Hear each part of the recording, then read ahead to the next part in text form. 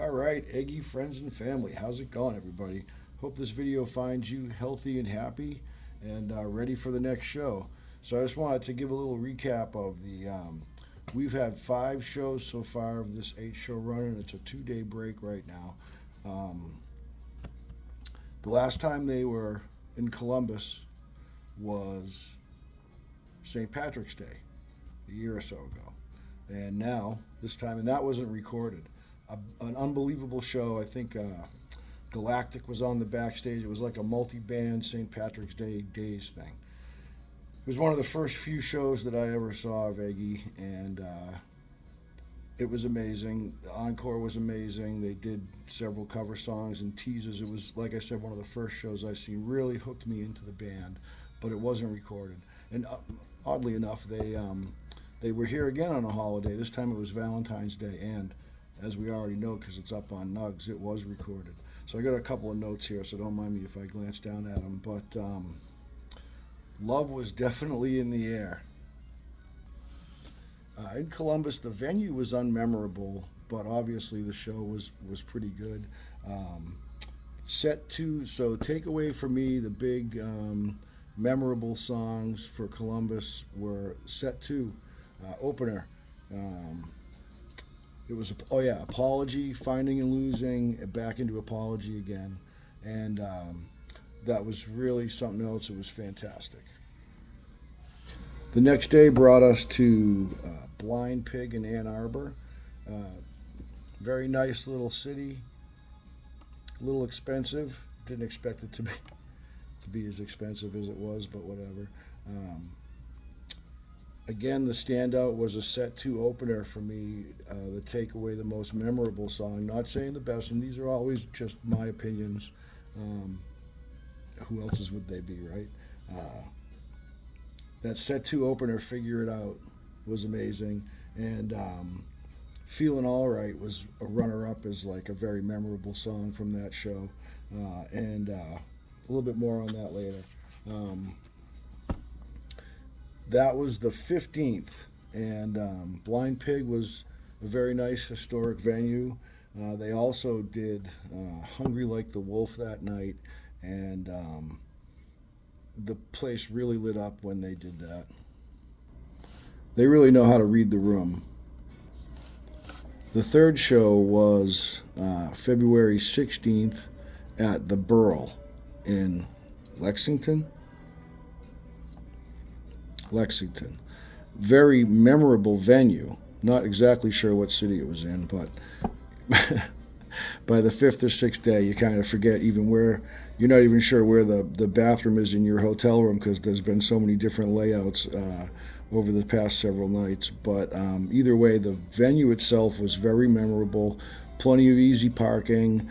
The room where they played was great, and it was like a U-shaped complex with a brewery in one part of it, and across the parking lot was a food window and an arcade with pinball machines and everything. And the actual room that they played in was a great room to see a band in. It was just basically a big new, seemed to be pretty new, kind of like a barn, nice and weather tight and beautiful, and it was very nice. Good sound system and stuff. Takeaways for that were. Let's see. Oh yeah. So it's actually has been one of the better venues that we've seen them. Just everything combined. The parking, the venue itself, the people behind the counters and at the door and stuff like that, and the accommodations that they make for folks. And one thing I haven't mentioned yet is the people. So the folks at these shows, and at every Eggy show, it's always the same, are just so happy to be there. And I hear the same thing over and over again, that they're one of the reasons they're there is because the band members themselves are such good people, and they've interacted with band members somehow, somewhere, and they really just respect the genuineness of their artistry and want to come appreciate it, so that's been pretty cool. Running into a pattern here, but the takeaway for me again on this show was a second set opener, and it was that Unknown Mortal Orchestra song, Necessary Evil, there are a few songs that have a sound, I don't know what to call it, a signature guitar when it drops that's just, man, people like make a fist and they pump their fists and they look down and shake their heads and they just go wild in all different ways. And this Necessary Evil has that. Shadow has that. There's a couple of songs out there they do it, but when this thing came across the wires, it was just oof. Mike was you'll hear it if you haven't heard it yet. If you only got a few minutes, just skip right to the second set opener, and within 30 seconds or a minute, you'll just be saying oof, oof. They lay it down. And then, for comparison, go listen to the original song. I'm not afraid to call balls and strikes, and they do it better. I'm sorry, Unknown Mortal Orchestra, but there it is. What they do with covers is off the hook. It's amazing if you go listen to, and no disrespect at all to the originals. I mean, I'm talking about every cover they do. Doesn't matter who the artist is. They've either paid homage to it somehow, or they've taken it and given it that little that it needs to make it what everybody wants to hear. So enough on that. But let's see what else I got on the 16th. Oh yeah, so there are so many songs to choose from in that show, but still that second set opener was my takeaway. There were a lot of personal favorites in that show, but that Unknown Mortal Orchestra song and the way Jake's guitar comes in with Mike just diesel engine over there on the left-hand side, just unstoppable. Really very memorable for me. I was singing it and whistling it and listening to the original and going back and forth throughout the drive the other day. The 17th was Madison Live. That was on Madison Avenue in Covington, Kentucky, which I didn't know is like the sister city to Cincinnati, Ohio. So right across the river was Cincinnati. That was kind of cool during the day to run over there and check things out. And anyways, the proof that they're showmen was in that show. They were having some difficulties with Jake's amp or guitar or something. I'm not sure if they even were sure what it was, but it went down, and like I said, consummate professionals. You couldn't even tell if you weren't up front looking at the band members, and even then they weren't showing any signs of anything going wrong. They were just doing their groove and waiting for Jake to see what he could work out. And you probably heard me talk about this already. Jake was unflinchable, just like didn't show a single raised eyebrow. Tried to deal with it, and when he couldn't, stepped back off the stage to see if he could find a solution somewhere else. Just coincidentally, second set opener again. Second set closer was Harriet and Shabooz, Sweet Harriet, and Onitsuka Tiger, which there was a person in the crowd who had on Onitsuka Tiger sneakers, probably more than one, but this particular person also had on a shirt that said Shabooz. So it was really cool to see them do those two songs. That person was very happy. Jerry, John, and Chuck, you guys, you were all pretty happy about that, I must say. Either way, the show goes on with those guys. It was amazing to watch them figure it out and continue on with the second set. So that was really good. The 18th, Indy. Oh, I got a story to tell.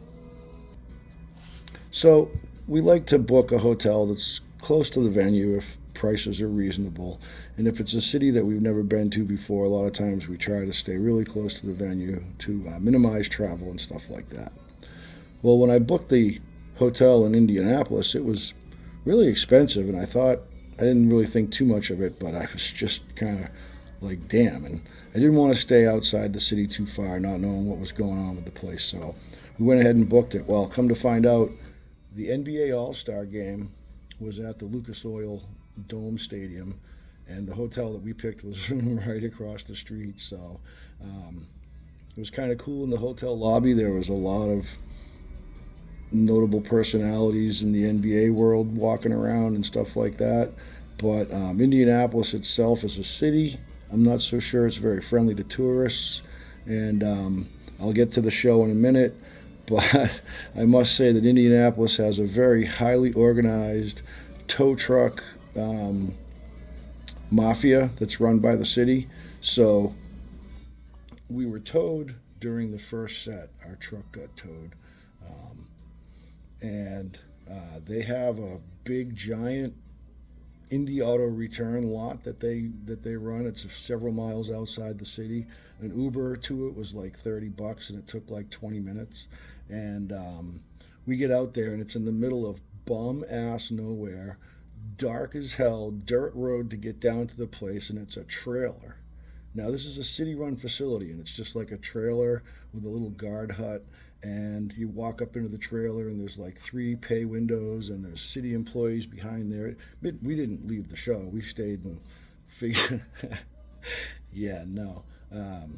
Stayed for the whole show, stayed and talked to the band a little bit afterwards, and then figured it out. Went and got the Uber to the tow yard, and it was $160 for the tow, and I think the ticket was another 100. And we weren't even parked in a spot that said no parking. There was a whole bunch of other cars there. They were all gone when we came out in the set break. But unfazable, went back in and just jammed out to that second set. And so on the 18th in Indy, again, there were so many favorites, and breaking with the coincidental pattern, the first set, Tiny Miracles into Let It Rock, was just something else. And note, fans, that when you read the teases in the liner notes or whatever you want to call them on Nugs, it's not always Jake that's doing the teases. And I know there's a lot of experienced ears out there, but if you're not seeing or hearing those teases, maybe look for another instrument to see what's going on.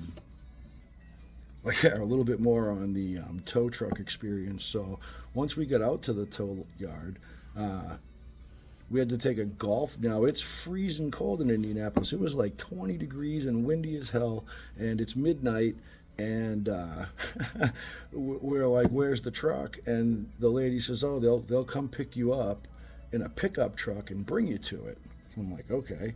So a couple of minutes later, a guy rolls up in a golf cart doing like 30 miles an hour, and he's dressed like Nanook of the North because it's freezing out, and they would only let one of us on the golf cart with the guy, and my wife was the one that showed her ID at the trailer, so they were the only one that they would let onto the golf cart, so she had to ride out on this golf cart across a parking lot the size of an airport to go get the truck. Poor girl. Anyways.